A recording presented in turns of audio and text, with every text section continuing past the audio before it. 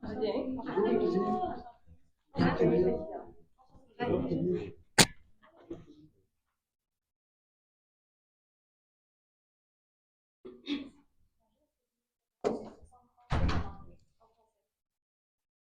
Bonjour, chers délégués. Chaque équipe dispose de 18 minutes afin de présenter son cas au juge. Affichez un carton pour les 10, les 5, les 2, la minute et les 30 dernières secondes. Lors des 10 dernières secondes de la présentation, j'indique à l'aide de mes mains le nombre de secondes restantes.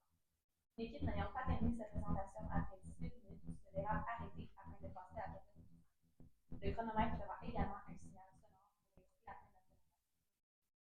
Une période de questions d'une durée maximale de 5 minutes est allouée au jury à la fin.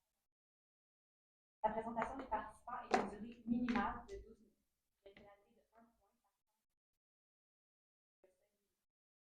par la présentation est d'une durée de 30 minutes. Il obtiendra une note de 0. Occasion générale.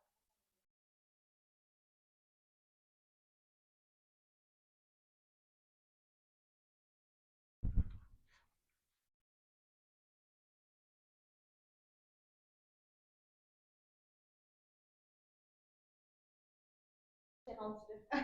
Merci. J'ai laissé les juges. Bonjour, Elisabeth. Je suis responsable de dossier.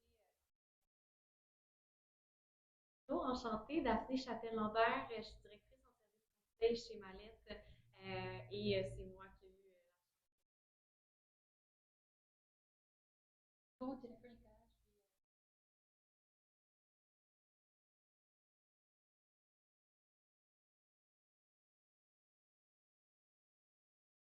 Pour deux entrepreneurs arrivés à 30 ans d'ancienneté, c'est un accomplissement absolument hors du commun. Ça témoigne non seulement de leur savoir-faire, mais en plus de leur capacité. Et un changement est sur le point d'en arriver. Prenant ça en tête, que notre équipe aujourd'hui, composée de Kevin, Olivia et moi-même, Gabriel, on est très heureux de se présenter à vous et d'attaquer le mandat que vous nous avez confié, qui est d'accompagner électronique à travers ce changement, cette transition, proposant un plan détaillé. Ce plan détaillé, on l'a formulé en analysant des enjeux. On parle de l'importance des enjeux de confiance, des enjeux de gouvernance et également des enjeux pour au final arriver à notre recommandation qui est pour la famille Tremblay, transitionner sans trembler, un plan structuré pour permettre une transition, un changement, tout se passe bien. Les grandes lignes de notre plan, c'est de mettre Maxime comme nouveau PDG à la tête de l'entreprise, de l'organigramme, d'assurer une responsabilisation progressive des repreneurs et également de mettre en place les bonnes structures tout au long du processus. Pour arriver à ces grandes lignes, la présentation aujourd'hui va traiter des thèmes suivants. Vous avez l'agenda à l'écran, on va premièrement parler de la différente analyse des enjeux. Par la suite, vous parlez de la nouvelle structure, du nouvel organigramme, la phase de transition pour expliquer comment. Commençons par l'analyse des enjeux. On a identifié 4 candidats à la relève. Commençons par Alain, notre fidèle employé. On considère comme le bras droit de M. Tremblay et connaît parfaitement les rouages internes de l'entreprise. Ensuite, on a Maxime, votre premier enfant. Ça fait quelques années qu'il travaille dans l'entreprise et c'est le fonceur. Il a des aspirations croissantes pour votre entreprise familiale. Puis on a Karine, la nouvelle, ça fait quelques mois qu'elle est arrivée. Elle se pose encore des questions sur la légitimité auprès des autres employés. Et enfin, on a Alexandre, le curieux. Il a toujours travaillé pour une firme externe et il attend un enfant. Et du coup, il se pose des questions sur son devoir familial. Est-ce qu'il devrait ou non intégrer l'entreprise familiale? En parlant d'entreprise familiale, il est important de distinguer les 3 cercles qui la constituent. Tout d'abord, la propriété, ceux qui détiennent les actions, le contrôle de l'entreprise. Ensuite, on a l'entreprise, ceux qui travaillent au quotidien. Et enfin, la famille. On peut voir que les 4 candidats s'inscrivent à leur manière dans ces 3 cercles. Monsieur Tremblay et Madame Caillé s'inscrivent au milieu de ces 3 cercles. L'organigramme actuel, vous le connaissez, c'est celui-ci. Nous sommes ici pour vous proposer un nouvel organigramme après transfert qui s'appuie sur les forces et les aspirations de chacun pour arriver à celui-ci. Maxime remplacerait M. Tremblay, Karine, Madame Caillé, et Alain conserverait son poste. Mais pas de panique, on sait qu'une transition, ça prend du temps et surtout de la planification. Car 60% des transitions échouent justement en raison d'un manque de planification interne. Et communiquer beaucoup d'enjeux très importants. L'élaboration de ce mandat, on les a catégorisés en 3 grands. Après, justement, analyser à chacun leur tour, en commençant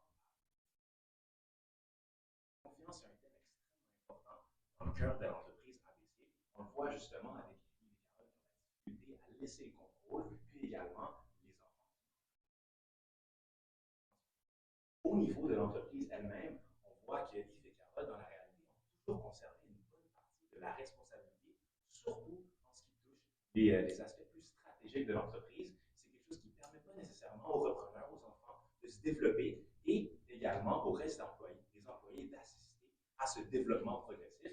Ça comporte des risques importants à garder en tête du côté justement des cédants, des parents qui ont une incapacité à se détacher de leurs fonctions plus décisionnelles par rapport justement aux repreneurs, donc aux enfants, qui ont moins de capacité à développer leurs aptitudes pour reprendre l'entreprise et ils sont incapables justement de gagner en notoriété par rapport aux différents emplois. Mais comment est-ce qu'on surmonte cet enjeu de conflit si important dans une transition entrepreneuriale? On a pris une étude de cas d'une compagnie très reconnue ici au Québec, le groupe Deschaines, qui faisait face à ce même enjeu de confiance durant la transition de la troisième à la quatrième de l'entreprise. Ce qu'ils ont fait, c'est une responsabilisation progressive des employés en s'assurant de leur donner les capacités et les responsabilités tout au fil du temps pour laisser la place aux repreneurs à justement se développer le plus possible. On a vu justement les résultats d'une transition qui s'est déroulée avec succès pour au final conserver l'image du groupe Deschaines qu'on connaît aujourd'hui, les compagnies à grand succès. Retenir de tout ça, c'est que c'est possible de surmonter ces enjeux de confiance si importants, mais il faut s'assurer et surtout progressif. Voilà. Passons maintenant aux enjeux de gouvernance qui partent tout d'abord du fait qu'il n'y a aucune direction formelle chez ABC Électronique. Ça fait en sorte que les émotions prennent le dessus sur les prises de décision. Il y a un manque de compétences pour la relève puisqu'ils ne sont pas inclus dans la prise de décision. Et les différentes parties prenantes aussi y sont exclues.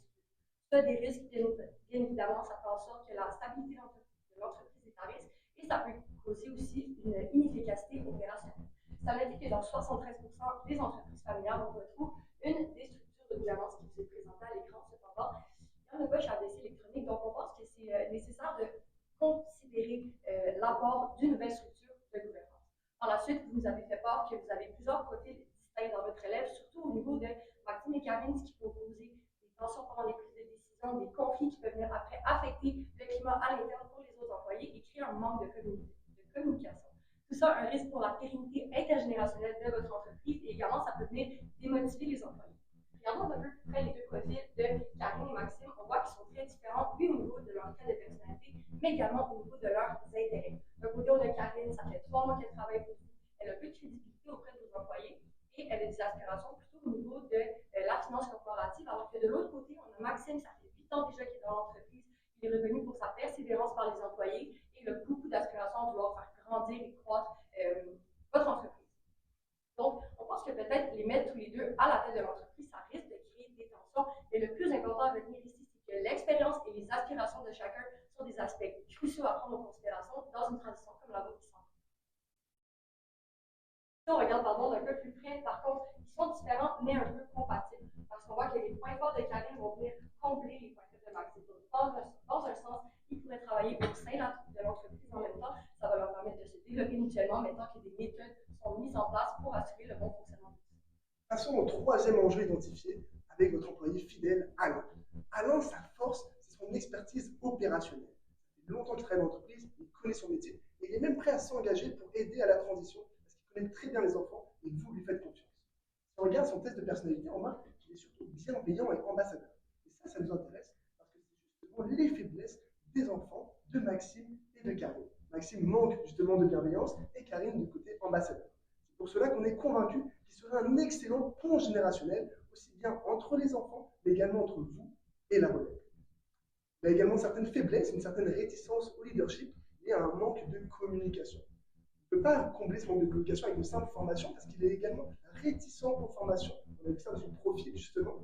Et on est persuadé que ce manque de communication est aussi lié au manque de gouvernance formelle dont on a parlé précédemment. Car justement, le fait qu'il soit exclu des différentes discussions, analyses liées par les cédants, par M. Tremblay et Mme Caillé, font en sorte qu'il a du mal à transmettre l'information assez supervisée. Pourquoi une meilleure gouvernance, pour une meilleure communication, pour un meilleur pont générationnel. Ensuite, si on s'intéresse aux employés, vous avez toujours réussi depuis ces longues années à les mobiliser. Il y a un vrai sentiment de famille dans votre entreprise. Mais ces derniers temps, c'est un petit peu remis en question, notamment parce qu'il y a un flou sur la transmission, sur la relève. Et c'est pour ça qu'on rappelle la statistique, que 60% des transitions échouent en raison d'un manque de communication interne. C'est pourquoi une transparence, une communication transparente est nécessaire afin d'éviter une démobilisation de vos plus fidèles employés. Maintenant, afin de vous proposer la meilleure structure organisationnelle possible, mes collègues et moi avons identifié 4 indicateurs, non pas pour élire le prochain PDG, mais vraiment pour trouver un rôle qui irait à merveille avec ces personnes-là. Laissez-moi vous expliquer. On prend Alain par exemple, il a 20 ans d'expérience chez l'entreprise, il a de grosses compétences techniques, surtout au niveau des opérations. Cependant, ce n'est pas un membre de la famille et il n'a pas énormément d'aspiration pour reprendre la tête de l'entreprise. C'est pour ça qu'on le place comme superviseur des opérations. Pareil, on a Maxime qui a beaucoup d'ancienneté dans l'entreprise également. Il a beaucoup d'aspiration, lui, par contre, à vouloir reprendre la tête de l'entreprise, la faire grandir. Cependant, il y a des compétences techniques qui manquent un peu, puisqu'il n'a pas exactement le même niveau d'ancienneté qu'Alain. Donc, on le place directeur stratégique. Ensuite, on a Karine qui, elle aussi, a beaucoup d'aspiration, mais plutôt pour développer sa carrière professionnelle avec son nouveau titre de CPA. Donc, on la voit très bien prendre votre rôle, Mme Caillé, en tant que directrice de l'administration. Finalement, on a Alexandre qui se pose beaucoup de questions, vient d'avoir un enfant, comme Kevin l'a dit un peu plus tôt. Donc, on n'ignore pas complètement, on le place en tant qu'externe. Si on regarde le cercle des les trois cercles que Kevin nous a parlé un peu plus tôt, on réalise que M. Tremblay et Mme Caillé, vous vous retrouvez propriétaire de l'entreprise, vos 2 enfants se retrouvent au milieu de l'entreprise et de la famille. Du côté de l'entreprise, on a Alain, et de l'autre côté, on a Alex, mais qui va pouvoir donner un peu son point de vue. On y revient. Alors, comment atteindre cette nouvelle structure tout en conservant une certaine stabilité et sans que vous abandonniez totalement le contrôle? Eh bien, avec une stratégie transférée sans trembler pour vous, la famille Tremblay, en 4 étapes qui s'inscrivent sur l'échéancier. Tout d'abord, la planification de notre transfert, suivi de sa mise en œuvre, l'étape de la transition et enfin, comment la nouvelle direction prend son rôle au sein de notre stratégie. Évidemment, on commence avec la planification qui va se diviser en 3 étapes. Tout d'abord, les entrevues individuelles qui vont être conduites par un conseiller, ça peut être une personne de nous comme chez Malette, qui vont viser à regrouper les visions et les aspirations de chacun, leur rôle et responsabilités et leurs différentes attentes au sein de l'entreprise. Tout ça va servir de base pour créer la vision commune qui m'amène à mon deuxième point. Donc, en plus de regrouper les visions et les aspirations de chacun, en identifiant également des valeurs fondamentales qu'on veut retrouver chez ABC Électronique. Je pense ici à des valeurs de développement durable qui pourraient être développées un peu plus, et les priorités professionnelles et personnelles de chacun. On va pouvoir déterminer des objectifs qui sont clairs, qui sont alignés avec cette vision commune. Pour terminer, on a l'élaboration du plan de succession. Donc, c'est important de commencer par prendre le contexte un peu de cette transition, qui sont les parties prenantes, c'est quoi les défis et c'est quoi la stratégie à long terme qu'on veut suivre. Aussi d'analyser les profils et les aspirations de chacun pour terminer avec la détermination de la ou les nouvelles structures de gouvernance. On en a identifié 3 pour ABC Électronique. Tout d'abord, le comité consultatif qui va toucher tout ce qui est plus stratégique. Par la suite, le conseil de direction qui va toucher tout ce qui est plus tactique et opérationnel. Et pour terminer, le conseil de famille qui touche tout ce qui est plan de succession et intergénérationnel. Avant de parler de transition, très important de parler de mise en œuvre. Ici, on va venir le plus possible entrepreneur à prendre le contrôle. On va parler ici de transition, responsabilité et également des connaissances. Est-ce que ça s'inscrit au niveau des responsabilités? On va toucher à ce qu'on a mentionné plus tôt, donc avec justement le groupe des jeunes qui le fait avec une responsabilité progressive. Ici, ça prendrait le cadre de différents projets davantage à tendance stratégique aux repreneurs pour leur permettre d'avoir davantage d'idées qui leur seraient attitrées. Maxime, vous pourrez parler d'un projet d'expansion, développement d'affaires. Dans le cas de Karine, ça pourrait toucher justement à l'optimisation financière, quelque chose qui touche davantage à leurs affaires. On ne les laisse pas tout seuls dans tout ça. C'est très important de mentionner qu'ils seraient encadrés par un forum de la relève qui permettrait de mettre en commun les repreneurs, leur faire travailler ensemble et développer des synergies qu'ils vont avoir besoin au moment où ils vont faire le contrôle de l'entreprise. On inclurait également Alain, qui connaît les enfants depuis qu'ils sont tout jeunes, pour justement agir en titre de mentor et les aiguiller dans ces nouveaux projets pilotes. L'objectif ici, c'est d'aller justement vers une manière plus progressive de transférer à travers le temps pour habituer les enfants le plus possible aux nouvelles responsabilités qui vont devoir. En ce qui touche maintenant le transfert de connaissances, parler de l'importance de communiquer la transition employée sans doute, c'est très important de faire avec eux à chaque étape du processus, informer comment ça se passe et à quelle étape on est présentement rendu.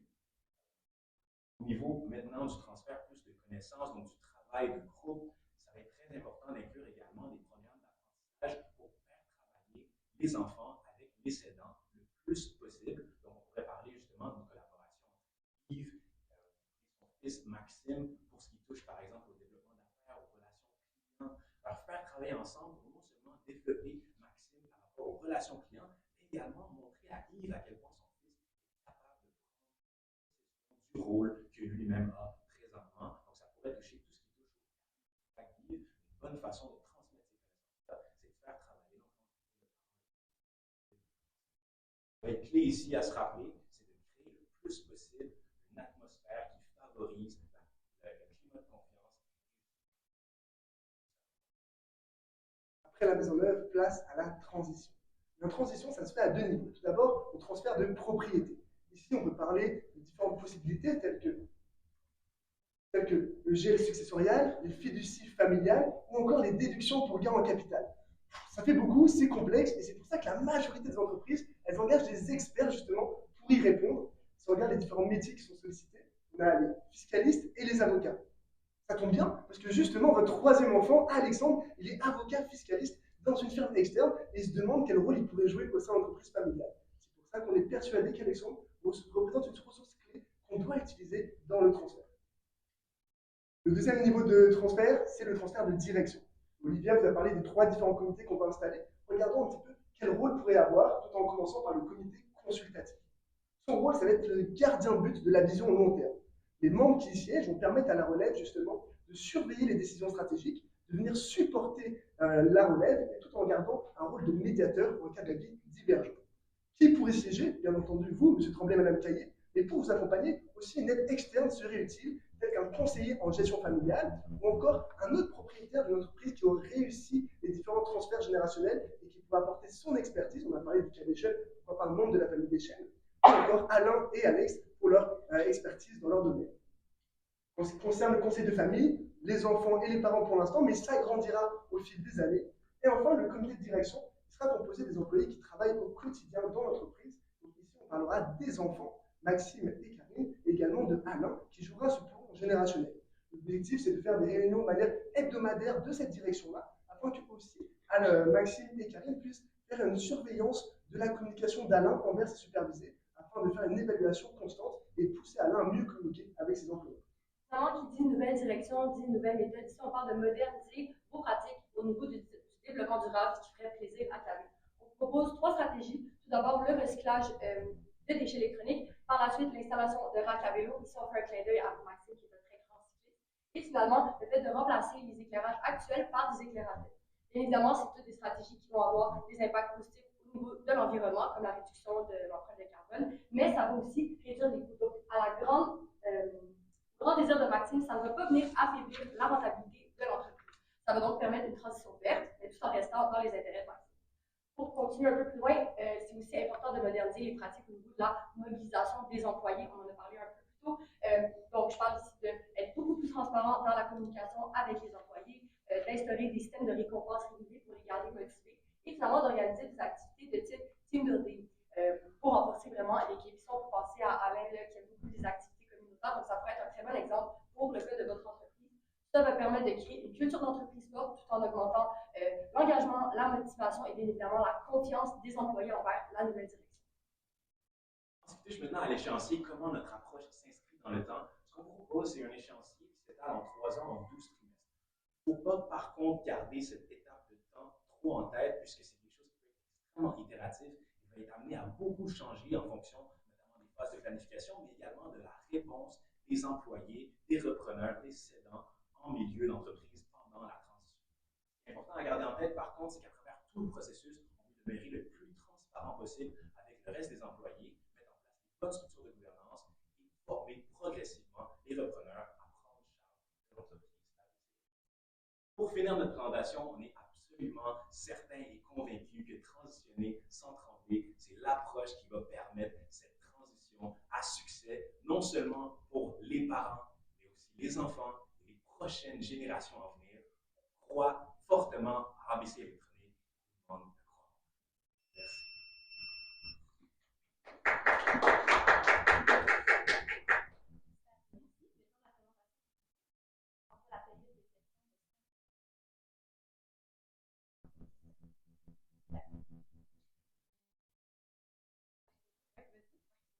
Vous avez parlé du fait,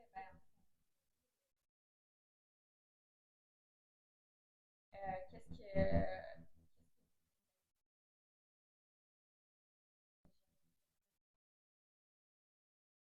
va gérer le staff, le superviseur des opérations? Concernant Alain, en fait, on le garde à son même poste. Parce que Alain, sa force, justement, son expertise opérationnelle, et on ne veut pas lui enlever ça. Maintenant, pour son manque de communication, pour nous, c'est pas qu'il communique forcément mal avec ses employés, c'est surtout qu'il y a des quiproquos parce qu'il ne communique pas. Et on est persuadé que, justement, en l'incluant dans le comité de direction, de manière hebdomadaire, il va pouvoir être au courant des décisions stratégiques et la nouvelle relève va pouvoir justement s'assurer et évaluer au fil des semaines comment est-ce qu'il communique avec les nouveaux employés.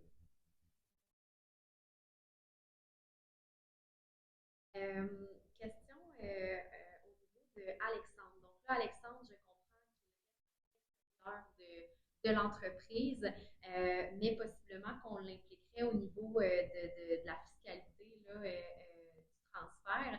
Est-ce que vous voyez quand même un certain risque à impliquer un membre de la famille dans une étape de transition aussi importante que la fiscalité là, de notre entreprise? Bien sûr. Justement, l'un des risques, c'est que justement, Alex, vu que c'est un membre de la famille qui pourrait justement s'occuper de transfert de propriété, justement, le fasse à sa faveur. C'est pour ça qu'en cas de risque, en cas de manque de confiance de votre part, on pourrait chercher un autre fiscaliste externe pour venir faire le travail avec Alexandre afin de s'assurer une certaine confiance. Parfait. Super. Dernière petite question, là. Bon, Maxime va être appelé à prendre le rôle de PDG, le CEO là, au sein de l'entreprise. Et Alain va garder ces mêmes fonctions là, qu'en ce moment. Est-ce que vous voyez que Alain pourrait quand même avoir une certaine évolution pour venir soutenir Maxime qui va avoir et des tâches au niveau des ventes et les tâches au niveau des opérations et de la gestion de l'entreprise? Je pense qu'il y a un point clé aussi, c'est on mentionné justement la phase de mise en œuvre. On compte habituer progressivement Maxime à davantage de projets stratégiques et laisser son rôle traditionnel de vente pour favoriser justement le recrutement à l'interne. Justement la collaboration avec la vente, justement à cette étape avec justement le forum de la relève qui permettra à tous ces trois, justement les trois représentants principaux de travailler entre eux.